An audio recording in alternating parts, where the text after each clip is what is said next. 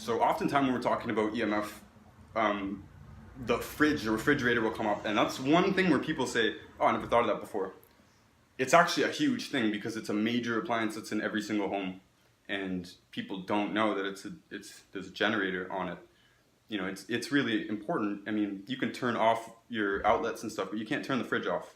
Here in this house, obviously because food will go bad. Here in this house, I used to turn everything off when I wasn't using the fridge. Now I'm using the fridge. That thing has to stay on. And believe me, I've woken up from that thing, and it's not the noise, it's the feeling, you know. And even like my neighbor, we share a wall there. His fridge is right behind that. I've stopped working before I'm like, what's going on? I feel weird, and I just listen. I hear his compressor's going, his fridge is going. No other appliance here is going. But so it's not just that it's a generator. I mean, I think it's working really hard. Keep in mind, look at heaters on the other side.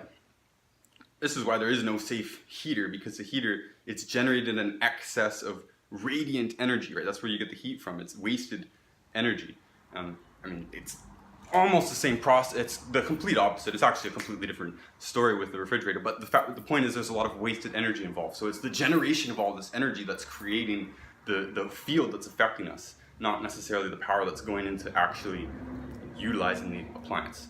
So having said that, what to do about a fridge? There's a couple important things to keep in mind here. Number one, you shouldn't be sitting beside a fridge. We shouldn't be designing living spaces where our major appliances are, you know, in direct vicinity to our living spaces as well. I think that's dumb. I think we should have our appliances in sort of a separate building, you know, maybe not like across the street. Obviously, we don't have scarcity, but right now we have a budget in terms of resources of what each individual can work with. Me, the fridge is as far away as it can be. If I'm gonna sleep, I'm gonna sleep as far away as I actually can be. And that's not that far away from it, but it's as far as I can be away from it. It's something. Number two, keep in mind that the fridge itself is an invention for us to live in a way that's unnatural, right? All food is best fresh, period. All fruit is berries, vegetables, they start to lose their nutritional value.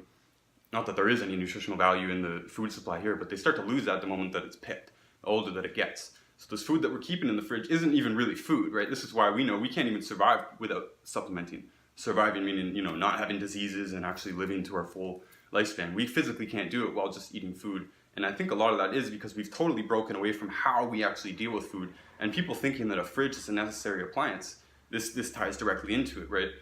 So what is the solution? In my opinion, on the large scale, this is actually growing food in cities.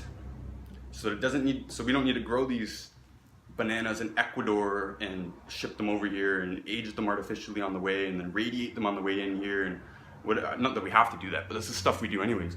We could grow that here indoors. And when you go to the grocery store, instead of like buying some week-old vegetables that were grown in another country, you'd pick off the vine the hydroponic plants that are growing right there, and you consume that today. Like that's how we actually should eat. You should pick today and eat it today. And these are grand goals. This is not something we can do next week.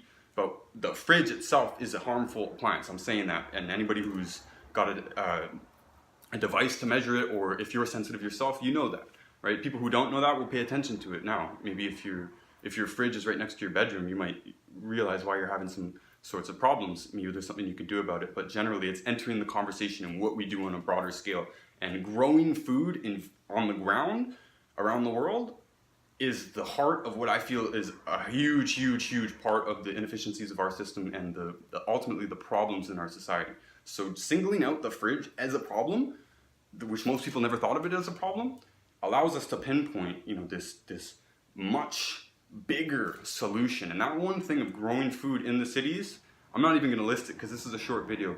Think about how much that would save, right? And think about how much energy, electricity that we have to generate in order to facilitate this extended society, right? And how much easier it would be to generate the electricity in the same building that we're growing the food in, and now no house really needs a fridge. Or maybe they need a much smaller fridge. You know, right now there's almost nothing in that fridge. Everything in that fridge could be fresh, right? I've got frozen vegetables and fruits in there. Those could be grown. There's appliances, household appliances right now that can grow food for you in your kitchen on timed hydroponic, aeroponic systems, right? This is 100 years ago. This is not today. This has been done, right? Everything, again, in that fridge is only in that fridge because we as a system haven't set ourselves up to be able to actually produce food where we live. If we produce the things that we use in the place that we use them, we would save a lot of this excess energy waste. And again, where's that energy waste going? It's radiating into the environment, lots of it, right?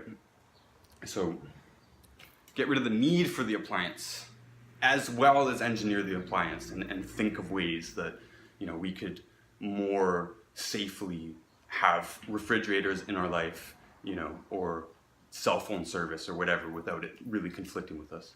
That's basically all I wanted to say on it. I wanted to get you guys thinking about a fridge as a major source of radiation and as a symbol of a lot that's wrong with our society. Thanks, guys.